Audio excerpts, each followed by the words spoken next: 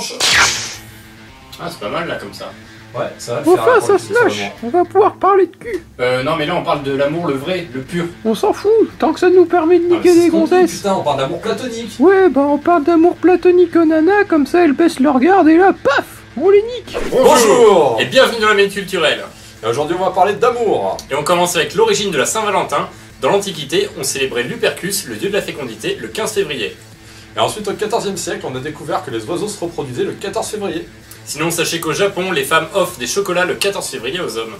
Et le 14 mars, c'est le jour blanc, et les hommes doivent offrir un cadeau en échange aux femmes. Allez, à vos crayons, petite session grammaire. Sachez que le mot amour est un des rares mots de la langue française à être masculin au singulier et féminin au pluriel. Sinon, c'est bien connu, le 14 février, ça vous évoque le lancement de YouTube en 2005.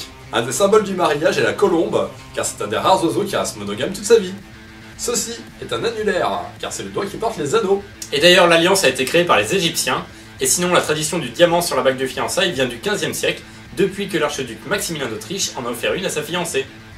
Et on porte les alliances à l'annulaire gauche, car dans l'Antiquité, les médecins pensaient qu'une veine reliait directement ce doigt au cœur. En Islande, il n'y a que 300 000 habitants. Du coup, avant de sortir avec quelqu'un, il faut vérifier sur un site internet s'il n'y a pas de lien de parenté avec cette personne. Allez, petite anecdote historique.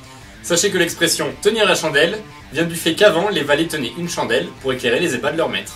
Si vous êtes de grands romantiques, vous offrirez des roses rouges à la Saint-Valentin, car c'est le symbole de la passion. Oh, c'est con.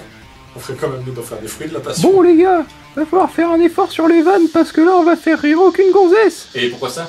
Eh ben, femme qui rit, à moitié dans ton lit. Bah t'as qu'à en faire une bonne toi de vanne. Vous savez ce que c'est un yaourt dans une forêt? C'est un yaourt nature. Allez, tout de suite, bande de petites coquines, un tour du monde des fêtes de l'amour. Et on attaque avec le Brésil, où c'est célébré le 12 juin. Sinon, en Chine, c'est plus compliqué, c'est le 7e jour du 7e mois du calendrier lunaire. Et en Colombie, c'est le 3e samedi de septembre. On termine avec la Roumanie, 10 jours après le 14 février, le 24. Sans transition, sachez qu'au bout de 10 ans de mariage, vous fêtez vos noces d'étain.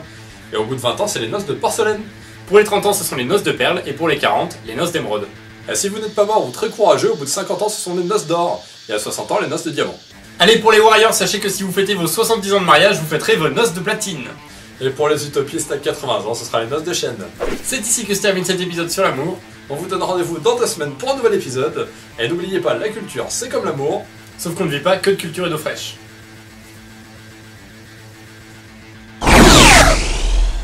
Oh, je t'ai trouvé, puis du coup, tu m'as fait trop rire avec ta blague. Moi aussi, je kiffe les yogourts. Ça te va si on passe la soirée ensemble? Pas de soucis chérie, j'arrive. Allez, on y va! Allez, salut les puceaux.